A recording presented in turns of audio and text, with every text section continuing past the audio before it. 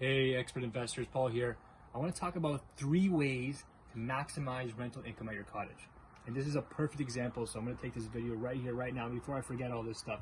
First thing, you want to have bedrooms and space to sleep in. This particular cottage behind us has 4 full bedrooms, and that sounds like a lot, but if you're wanting to have a cottage that can support 2 families, sleeping anywhere from 12 to 20 people is what you're after.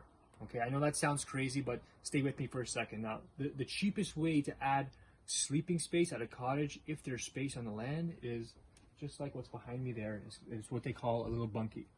So if you can see that little kind of brown wood structure there with the white door, it's just off the house there, maybe 12 steps away from the house, and it's got power, it's got a couple windows that face the lake, and there's room for a bed or a bunk bed, and they call that a bunkie, just a self-contained structure. And there you could have one bed that sleeps 2 people, or a bunk bed that sleeps 2 or 4 easily in there, and that's the cheapest way you're going to add bedrooms and sleeping space to a cottage like this that's old, where you can't just spend hundreds of thousands of dollars to put a second story on. 2, your water area here. I know you see the $1 million shot. This nice little gazebo, having a rooftop and some protection from the elements and from the sun and the shade, makes the space more usable for families, children, or people who are not who can't be in the sun for extended periods of time. And the only other thing I would do to this little gazebo area is mesh it in to protect us from the elements and the bugs. Okay. And the third thing, and this is not something you can typically control in most situations, but the third thing, if you find it on your cottage, is that's going to make you some money, is a sandy beach area.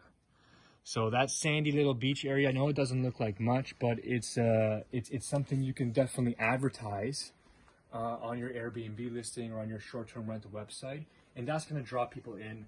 Someone who just wants to sit in the sand or dip their feet in the water, but sit in the sandy area.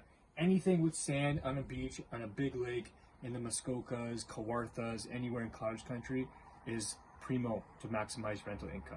Okay, check out the Cashflow Cottage forum that we are doing this Saturday. We're going to cover all this. Our special guests, Kyle Ford and Megan, are going to talk about how they maximize income on their cottages. And we're going to learn so many other things and I want to keep this video short. So jump on, registration link below. Talk to you soon.